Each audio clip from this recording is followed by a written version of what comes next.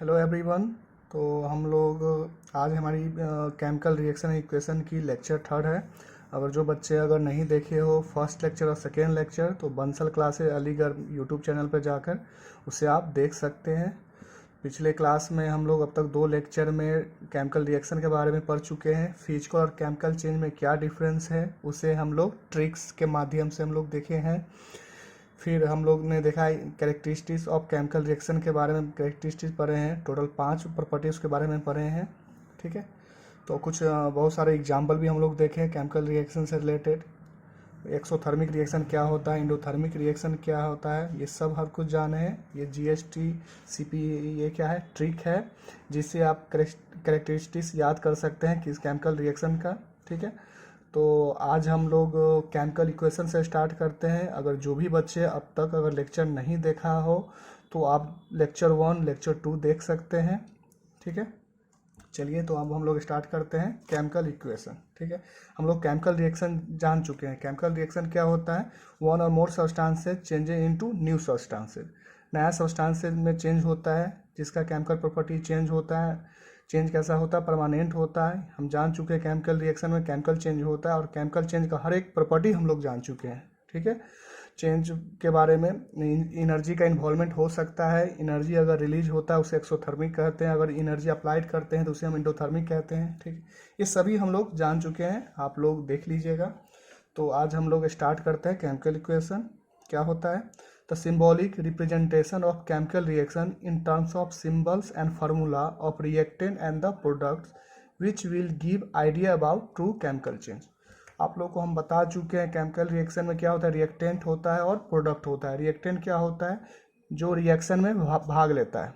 ठीक है, और प्रोडक्ट क्या होता है, रिएक्शन के दौरान न्यू सब्सटेंस की जो फॉर्मेशन होता है उसे हम प्रोडक्ट कहते हैं। रिएक्टेंट और प्रोडक्ट को हम डिफ्रेंशिएट करते हैं बाय एरो के थ्रू। जैसे अभी देख सकते हैं ये क्या एरो है। रिएक्टेंट हमेशा लेफ्ट हैंड साइड में लिखते हैं, वही प्रोडक्ट हमेशा राइट हैंड साइड में लिखते हैं। रिएक्टेंट एक से ज़्यादा भी हो सकता है, 2 3 4। ठीक है, प्रोडक्ट भी एक से ज़्यादा हो सकता है।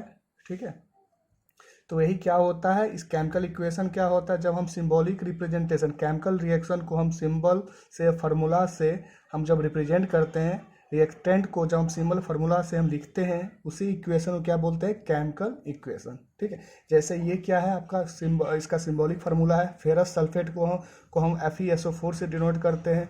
सोडियम हाइड्रोक्साइड को NaOH से डिनोट करते हैं। तो ये क्या है, केमिकल इक्वेशन। ठीक है, तो केमिकल इक्वेशन भी 2 तरह के होते हैं। केमिकल इक्वेशन भी 2 तरह के होते हैं, एक वर्ड इक्वेशन होते हैं और एक क्या होता है, सिंबल इक्वेशन होता है। वर्ड इक्वेशन क्या होता है, जो हम वर्ड के फॉर्म में लिख देते हैं। ठीक है, और सिंबल इक्वेशन में हम लोग क्या करते हैं, उसको सिंबल और फार्मूला से डिनोट करते हैं। ठीक है, तो हम लोग देख लेते हैं ये वर्ड इक्वेशन क्या होता है। The word equation when magnesium ribbon burn in oxygen to form a white powder of magnesium oxide may be written as। Word equation कैसे लिखते हैं, वर्ड के फॉर्म में लिखते हैं। जैसे मैग्नीशियम रिबन जो बर्न करता है तो क्या बनता है, मैग्नीशियम ऑक्साइड प्रोड्यूस होता है with A dazzling white flame. ठीक है, तो मैग्नीशियम ये वर्ड के फॉर्म में लिख रहे हैं। ऑक्सीजन जब रिएक्ट करता है तो मैग्नीशियम ऑक्साइड बना। ठीक है, एरो को लेफ्ट हैंड साइड क्या हो गया, रिएक्टेंट हो गया, और ये मैग्नीशियम ऑक्साइड क्या है, प्रोडक्ट है। ठीक है, यहाँ रिएक्टेंट देख रहे हैं 2 है, यहीं प्रोडक्ट क्या है, सिंगल है। ये टाइप ऑफ रिएक्शन में भी हम लोग जानेंगे, 2 या 2 से ज़्यादा रिएक्शन कंबाइन करके सिंगल अगर प्रोडक्ट करे बने तो उसे हम कॉम्बिनेशन रिएक्शन कहते हैं। वही सिंगल रिएक्टेंट अगर टूट के 2 या 2 से ज़्यादा प्रोडक्ट बनाता है उसे डिकम्पोजिशन रिएक्शन भी कहते हैं। ठीक है, तो अभी हम लोग जानेंगे केमिकल इक्वेशन के बारे में, जिसमें हम लोग देख रहे हैं first word equation. Word equation क्या है, जिसमें कोई भी रिएक्शन होता है तो उसे हम वर्ड के फॉर्म में लिखते हैं। ठीक है, यहाँ मैग्नीशियम को हम Mg नहीं लिख रहे हैं, और मैग्नीशियम को Mg लिखेंगे तो ये क्या हो जाएगा, सिंबल इक्वेशन हो जाएगा। ठीक है, जैसे जिंक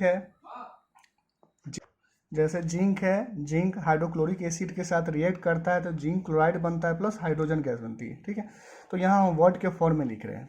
वही writing symbol equation, symbol magnesium react with oxygen then produce magnesium oxide. ठीक है, तो मैग्नीशियम को Mg से डिनोट करते हैं, ऑक्सीजन O2 और मैग्नीशियम ऑक्साइड MgO। इसी तरह अगर जिंक रिएक्ट करेगा हाइड्रोक्लोरिक एसिड के साथ तो जिंक क्लोराइड बनेगा प्लस हाइड्रोजन गैस। ठीक है, तो यही इसी को हम बोलते हैं सिंबल इक्वेशन। वर्ड इक्वेशन को अगर सिंबल इक्वेशन लिखने से पहले क्या करते हैं हम, पहले वर्ड इक्वेशन को लिख लेते हैं, फिर वर्ड इक्वेशन को किस में कन्वर्ट कर देते हैं, सिंबल इक्वेशन में।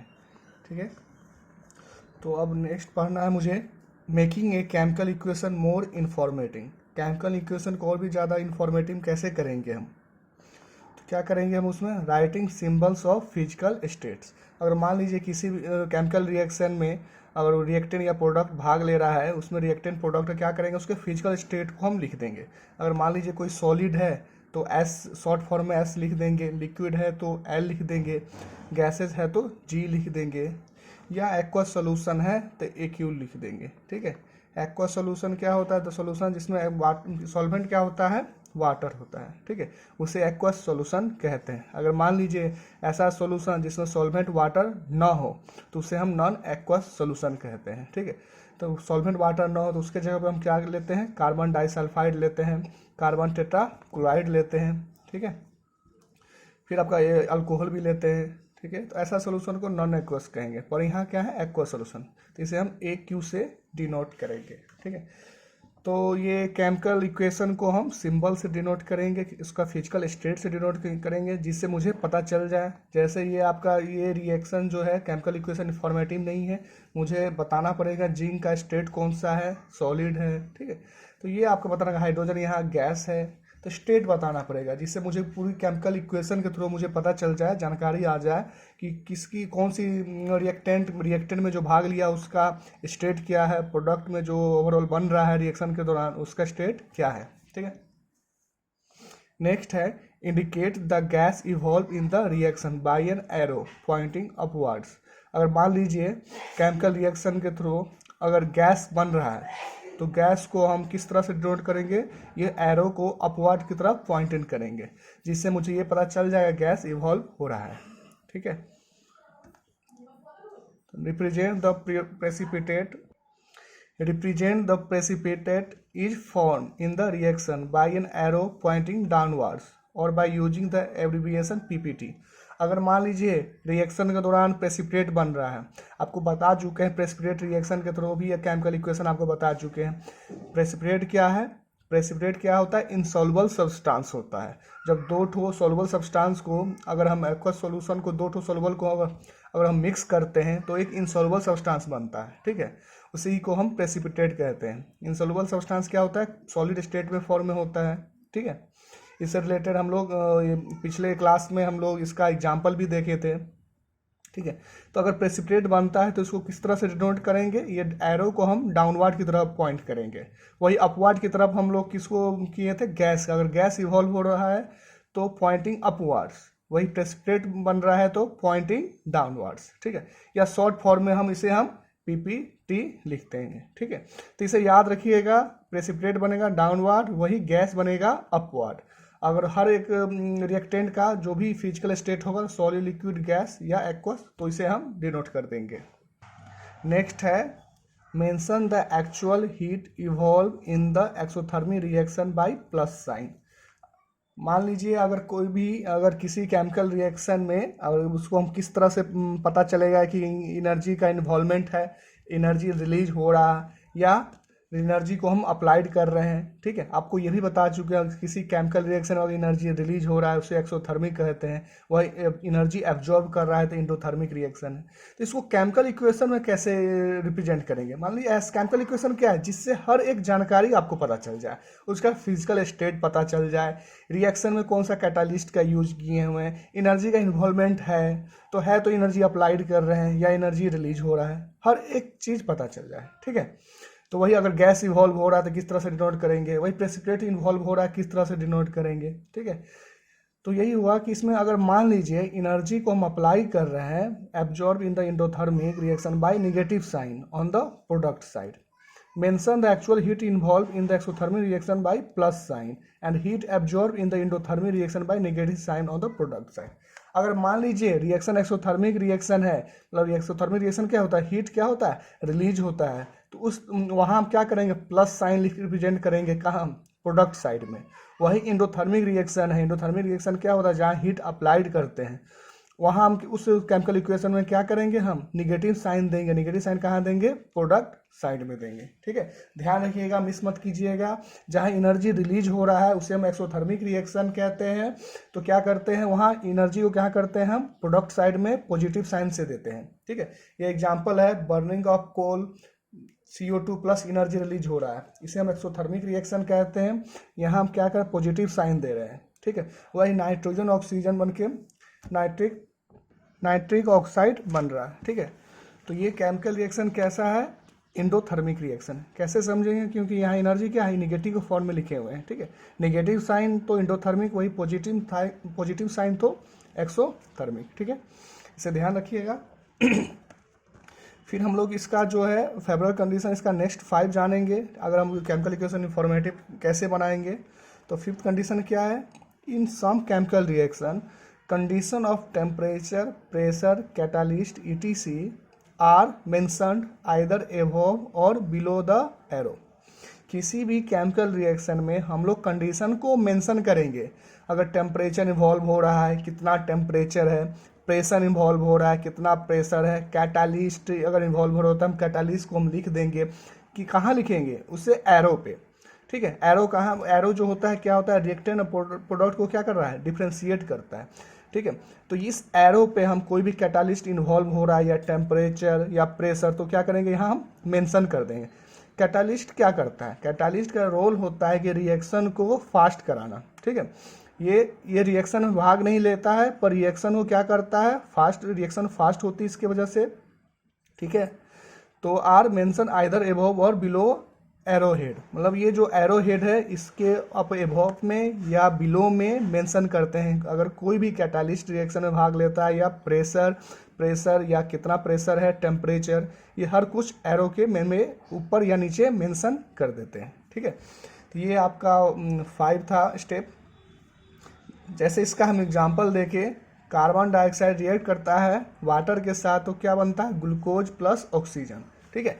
तो यहाँ क्या कर रहे हैं, यहाँ रिएक्शन में क्या क्या भाग ले रहा है, सनलाइट हम एनर्जी, हीट, टेम्परेचर इन्वॉल्व हो रहा है। टेम्परेचर किस फॉर्म में इन्वॉल्व हो रहा है, सनलाइट के फॉर्म में, ठीक है। फिर क्लोरोफिल प्रेजेंट होता है, क्लोरोफिल के प्रेजेंट में ये रिएक्शन होती है। इस रिएक्शन को हम क्या कहते हैं, फोटोसिंथेसिस, ठीक है। प्लांट्स अपना भोजन बनाता है, by which process, photosynthesis process के थ्रू, ठीक है। तो क्या बन रहा है, ग्लूकोज C6H12O6, इसे हम क्या कहते हैं, ग्लूकोज, जो कि एक्वस है। एक्वस आपको बता चुके हैं, ऐसा जो क्या होता है, सॉल्यूशन जिसमें सॉल्वेंट क्या होता है, वाटर होता है, ठीक है। सॉल्वेंट क्या होता है, वाटर होता है। तो ये ग्लूकोज का फॉर्मेशन कैसे हुआ, जब कार्बन डाइऑक्साइड रिएक्ट करता है वाटर के साथ in the presence of sunlight and chlorophyll, then glucose and oxygen is form, ठीक है। तो इसी एरो के हम इसके एबव या बिलो हम मेंशन कर देंगे कोई भी कैटालिस्ट या कोई भी टेम्परेचर या प्रेशर। और एक और बात, टेम्परेचर जो है, हीट को हम इलेक्ट्रिसिटी के फॉर्म में भी अप्लाई कर सकते हैं, डायरेक्ट हीट भी अप्लाई कर सकते हैं, या सनलाइट के फॉर्म में भी हम अप्लाई कर सकते हैं, ठीक है। इस सब के बारे में भी हम लोग जानेंगे। डिकम्पोजिशन रिएक्शन में, डिकम्पोजिशन रिएक्शन को जो हम हीट अप्लाइड करते हैं, किस किस फॉर्म में अप्लाइड करते हैं, या सनलाइट के फॉर्म में यहाँ एनर्जी अप्लाइड कर रहे हैं, ठीक है। वही इसको हम फोटो केमिकल कहेंगे, वही फोटोन के फॉर्म में एनर्जी यूज हो रहा है। वही अगर हम इलेक्ट्रिसिटी अप्लाइड कहेंगे तो थर्मल कहेंगे, थर्मल एनर्जी कहेंगे, ठीक है। तो नेक्स्ट हम लोग जानेंगे कि certain chemical reaction can proceed in both direction. अगर मान लीजिए कुछ केमिकल रिएक्शन जो होता है दोनों डायरेक्शन में एग्जिस्ट करता है, तो कैसे इसको हम रिप्रेजेंट करेंगे। अगर एक डायरेक्शन में होगा तो किस तरह से रिप्रेजेंट करेंगे। मान लीजिए फॉरवर्ड डायरेक्शन जा रहा है, तो आगे की तरफ हम क्या करेंगे, डायरेक्शन क्या करेंगे, ये हम एरो को करेंगे जिससे लग जाए ये रिएक्शन क्या है, फॉरवर्ड जा रहा है, ठीक है। अगर बैकवर्ड जा रहा है तो बैक तरफ ही यहाँ पर एरो हम टिक कर देंगे। जैसे देख लीजिए, नाइट्रोजन रिएक्ट करता है हाइड्रोजन के साथ तो अमोनिया बनता है। अमोनिया क्या, NH3 का फॉर्मेशन होता है, ठीक है। तो नाइट्रोजन हाइड्रोजन से रिएक्ट किया तो अमोनिया बना, तो क्या फॉरवर्ड भी जा रहा है और ये बैकवर्ड भी जा रहा है, ठीक है। दोनों तरफ ये रिएक्शन जा रहा है। तो क्या करेंगे, फॉरवर्ड, इस एरो से मुझे ये पता चल जाएगा कि ये फॉरवर्ड जा रहा है, और इस तरह से मुझे क्या पता चल जाएगा, बैकवर्ड जा रहा है, ठीक है। क्या करेंगे, रिएक्शन को एरो को क्या करेंगे, दोनों तरफ पॉइंट कर देंगे, फॉरवर्ड भी बैकवर्ड भी, ठीक है। इस तरीके से हम केमिकल इक्वेशन को मोर इन्फॉर्मेटिव कहते हैं। ये 6 स्टेप है, 6 तरीके से हम लोग केमिकल इक्वेशन को ज़्यादा इन्फॉर्मेटिव बनाएंगे। किसी केमिकल इक्वेशन से मुझे पता चल जाएगा ओवरऑल कि क्या क्या हो रहा है केमिकल इक्वेशन, केमिकल रिएक्शन में। ठीक है, केमिकल इक्वेशन क्या था, सिंबॉलिक रिप्रेजेंटेशन था। केमिकल रिएक्शन को अगर हम सिंबॉलिक रिप्रेजेंटेशन करते हैं उसी को केमिकल इक्वेशन कहते हैं। और केमिकल इक्वेशन को हम लोग क्या किए, और भी ज़्यादा इन्फॉर्मेटिव किए। कैसे किए, हम लोग अगर मान लीजिए कोई भी physical state bus reactant product है तो उसका क्या किया हम लोग ने, फिजिकल स्टेट मेंशन कर दिया, फिजिकल स्टेट मेंशन कर दिया। फिर अगर मान लीजिए कोई भी कैटालिस्ट है या हीट अप्लाइड हो रहा है या प्रेशर अप्लाइड हो रहा है तो एरो के एबव या बिलो हम मेंशन कर देते हैं। अगर मान लीजिए गैस इवॉल्व हो रहा है तो एरो को अपवर्ड पॉइंटेड करेंगे। वही प्रेसिपिटेट का इंफॉर्मेशन हो रहा है तो एरो को हम डाउनवर्ड पॉइंटेड करेंगे। ठीक है, ये सभी मेंशन को इसी जितने भी है ये स्टेप इससे ध्यान से देख लीजिएगा। ठीक है, कहीं कहीं केमिकल इक्वेशन आपका दिया रहेगा और केमिकल इक्वेशन देख के आपको बताना पड़ेगा क्या प्रोडक्ट बनेगा, क्या कंडीशन है। ठीक है, अगर रिएक्शन फॉरवर्ड जा रहा है तो एरो हम फॉरवर्ड की तरफ देंगे और बैकवर्ड जा रहा है तो एरो बैकवर्ड की तरफ देंगे। अब दोनों एक साथ हो रही है, रिएक्शन क्या बता रहा है कि ये रिवर्सिबल रिएक्शन है। ये भी आप लोगों को बता चुके हैं, ऐसा रिएक्शन जो फॉरवर्ड और बैकवर्ड दोनों जाए उसे हम रिवर्सिबल कहते हैं। और ऐसा रिएक्शन जो सिर्फ फॉरवर्ड जाए वो रिटर्न बैक ना हो, ठीक है, उसे हम क्या कहते हैं, इरिवर्सिबल रिएक्शन। ठीक है, तो इसे वन बाय वन आप देख लीजिएगा। इस सभी कंडीशन से आपका क्या हो जाएगा, केमिकल इक्वेशन ज़्यादा इंफॉर्मेटिव हो जाएगा। ठीक है, अब हम लोग जानेंगे unbalance chemical equation, balance chemical equation, unbalance chemical equation. जैसे अभी हम एग्जांपल देख रहे हैं, यहाँ 3H2 2NH3 किए हैं। ये क्या है, ये 3 हम क्यों अप्लाई किए हैं यहाँ पर, ये 2 यहाँ क्यों लिखे हैं, क्योंकि हम लोग क्या किए हैं, इक्वेशन को बैलेंस किए हैं। ठीक है, इक्वेशन को बैलेंस किए हैं। इक्वेशन को बैलेंस क्यों किए हैं, क्या आवश्यकता रहा है जी बैलेंस करने का, ये सभी अभी हम लोग जानेंगे। ठीक है, तो अनबैलेंस केमिकल इक्वेशन क्या होता है, इन अनबैलेंस केमिकल इक्वेशन, हम शॉर्ट फॉर्म में ये लिख दिए हैं। ठीक है, आप मत लिखिएगा, in unbalance chemical equation the number of atoms of different element on both side of the equation are not equation. ठीक है, not equal. In unbalance chemical equation में क्या होता है, number of atoms of different element on both side of equation are not equal. Chemical equation में क्या होता है, टोटल नंबर जो एटम होता है रिएक्टेंट साइड नहीं नॉट इक्वल होगा total number of atom in product side. मतलब जैसे जितना एटम आप रिएक्शन में लेते हैं उतना प्रोडक्ट बनना चाहिए। ठीक है, तो ये टोटल एटम जो होगा रिएक्टेंट साइड उतना ही एटम प्रोडक्ट साइड नहीं होगा। जैसे मैग्नीशियम का एक एटम है पर यहाँ प्रोडक्ट भी मैग्नीशियम का एक एटम है, बैलेंस है। पर यहाँ ऑक्सीजन का 2 एटम है पर यहाँ ऑक्सीजन का एक एटम है। ठीक है, तो यहाँ बैलेंस नहीं है। ठीक है, फिर से आपको रिपीट कर देते हैं, केमिकल इक्वेशन में टोटल एटम, किसी भी एलिमेंट का जो टोटल एटम है रिएक्टेंट में जितना होगा उतना ही प्रोडक्ट में होना चाहिए। अगर मान लीजिए रिएक्टेंट में जितना है उतना प्रोडक्ट में नहीं है, उसी को हम बोलते हैं अनबैलेंस केमिकल इक्वेशन। यहाँ मैग्नीशियम का क्या है, एक एटम है, मैग्नीशियम का प्रोडक्ट साइड भी एक एटम है तो बैलेंस है। ठीक है, यहाँ ऑक्सीजन का 2 एटम है और यहाँ ऑक्सीजन का एक एटम है तो ये बैलेंस नहीं है। ठीक है, in unbalance equation is also called skeleton equation. किसी भी कंपटीशन में आपसे पूछ सकता है कि अनबैलेंस इक्वेशन को और क्या कहते हैं। अनबैलेंस केमिकल इक्वेशन को हम स्केलेटन इक्वेशन भी कहते हैं। अब हम जानेंगे बैलेंस केमिकल इक्वेशन। ठीक है, in balance equation the number of atoms of different elements on both sides of the equation are always equal. ठीक है, देखिए क्या होता है, अनबैलेंस केमिकल इक्वेशन क्या था, जो नंबर ऑफ एटम्स था, एटम जो था डिफरेंट एलिमेंट का, वो रिएक्टेंट साइड जो था जितना एटम था वो प्रोडक्ट साइड के बराबर नहीं था। पर बैलेंस केमिकल इक्वेशन में क्या है, जितना एटम होगा डिफरेंट एलिमेंट्स का दोनों साइड में इक्वल होगा। रिएक्टेंट साइड में जितना एटम होगा उतना ही प्रोडक्ट साइड में होगा। ठीक है, जितना रिएक्टेंट साइड में होगा उतना ही प्रोडक्ट साइड में होगा। अगर नहीं होगा तो उसे हम बैलेंस करेंगे। बैलेंस कैसे करेंगे, डिफरेंट मेथड के थ्रू। जैसे आप लोगों को क्लास 10th में हीट एंड ट्रायल मेथड पढ़ना है। ठीक है, हीट एंड ट्रायल मेथड क्या है अगले लेक्चर में हम आपको बताएंगे। ठीक है, इस लेक्चर में हम लोग बैलेंस केमिकल इक्वेशन के बारे में जान लें, अनबैलेंस केमिकल इक्वेशन के बारे में जान लें। तो बैलेंस केमिकल इक्वेशन क्या था? In a balance equation the number of atoms of different element on both side the equation are always equal. तो जितने भी एटम होते हैं डिफरेंट एलिमेंट्स के, दोनों side, reactant side, product side equal नहीं है। अगर इक्वल नहीं है तो हीट एंड ट्रायल मेथड से बैलेंस करेंगे। जैसे यहाँ मैग्नीशियम का एक एटम है और यहाँ प्रोडक्ट साइड मैग्नीशियम का एक एटम है, बैलेंस है। ऑक्सीजन का 2 एटम है, यहाँ ऑक्सीजन का 1 एटम है, बैलेंस नहीं है। तो क्या करेंगे हम, यहाँ 2 लिख देंगे, जिससे क्या हो गया, आपका रिएक्शन बैलेंस हो गया। क्यों? ऑक्सीजन का भी 2 एटम हो गया, पर अब यहाँ मैग्नीशियम में क्या हो गया, यहाँ 2 एटम और मैग्नीशियम का 1 एटम है। तो क्या कर देंगे, यहाँ हम 2 लिख देंगे। ठीक है, अब क्या है, आपका केमिकल रिएक्शन क्या हो गया, बैलेंस हो गया। यहाँ क्या है, हम स्टैचोमेट्रिक कोफिशिएंट कहते हैं। ठीक है, तो हम जो भी बैलेंस करेंगे, हम 2 से 3 से 4 से टोटल एटम को हम बैलेंस करने की कोशिश करेंगे। स्टैचोमेट्रिक कोफिशिएंट में हम चेंज करेंगे। ठीक है, यहाँ एटम, हम यहाँ एलिमेंट को चेंज नहीं करेंगे, कोई भी मॉलिक्यूल अगर भाग ले रहा है उसको हम चेंज नहीं करेंगे। ठीक है, ऐसा नहीं है कि O2 को हम O4 कर देंगे। ठीक है, MgO को हम ओवरऑल करके यहाँ 2 कर देंगे, नहीं, स्टैचोमेट्रिक कोफिशिएंट में हम चेंज करते हैं। ठीक है, तो यहाँ मैग्नीशियम का भी 2 एटम हो गया, यहाँ पर मैग्नीशियम का 2 एटम हो गया, ऑक्सीजन का 2 एटम है, ऑक्सीजन का भी 2 एटम हो गया। ठीक है, अगले क्लास में हम लोग जानेंगे बैलेंसिंग के बारे में। आज हम लोग सिर्फ डिफिनीशन जान लेते हैं, तो नोट करके ये इंपॉर्टेंट पॉइंट है। The atoms of one element do not change into the atoms of other element. हम एटम को चेंज नहीं करते हैं, हम लोग स्टैचोमेट्रिक कोफिशिएंट को चेंज करते हैं। जैसे ऑक्सीजन का 2 एटम, तो यहाँ हम O को 2 नहीं कर देंगे, नहीं, हम स्टैचोमेट्रिक कोफिशिएंट में हम 2 लिखेंगे। ठीक है, एक और एग्जांपल से जाने, hydrogen react with oxygen then water are form. ठीक है, तो हाइड्रोजन का 2 एटम है, रिएक्टेंट साइड, प्रोडक्ट साइड भी 2 एटम है, और ऑक्सीजन का 2 एटम है और ऑक्सीजन का यहाँ 1 एटम है। ये बैलेंस केमिकल इक्वेशन नहीं है, ये अनबैलेंस है। क्या करेंगे, हम बैलेंस करेंगे, हम यहाँ 2 नहीं करेंगे, एटम को चेंज नहीं करते हैं, स्टैचोमेट्रिक कोफिशिएंट को चेंज करते हैं। ठीक है, तो यहाँ ऑक्सीजन तो 2 एटम बैलेंस हो गया, पर हाइड्रोजन कितने हो गए, 4 हो गए। तो क्या करेंगे, हम हाइड्रोजन को भी हम बैलेंस कर देंगे। अब ये क्या है, balance chemical equation.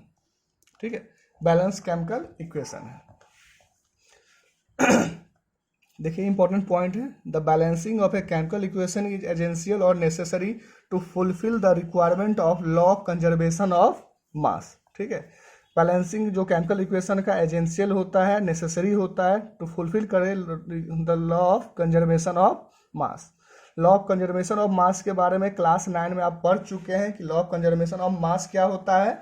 The law may be stated as the total mass of all the products of the reaction in a chemical reaction is equal to the total mass of all the reactant. Law of conservation mass क्या कहता है, total जो मास जो reactant का same होगा total mass product का। ठीक है, इसके बारे में अच्छी तरीके से डिटेल हम लोग जानेंगे, और बाकी अब इसके बारे में क्लास 9 में आप लोग पढ़ चुके हैं। ठीक है, लॉ ऑफ कंजर्वेशन ऑफ मास क्या कहता है, टोटल मास कंजर्व होता है, जितना मास आप रिएक्टेंट में लेते हैं उतना ही मास प्रोडक्ट में फॉर्मेशन होना चाहिए, ओवरऑल टोटल मास कंजर्व होना चाहिए। ठीक है, तो बैलेंसिंग के थ्रू क्या करते हैं आप, law of conservation of mass को फॉलो करते हैं, वही unbalance chemical equation law of conservation mass को फॉलो आप नहीं करते हैं। ठीक है, इसलिए बैलेंसिंग नेसेसरी है, जिससे आप लॉ ऑफ कंजर्वेशन मास को फुलफिल कर सके, उसके कंडीशन को।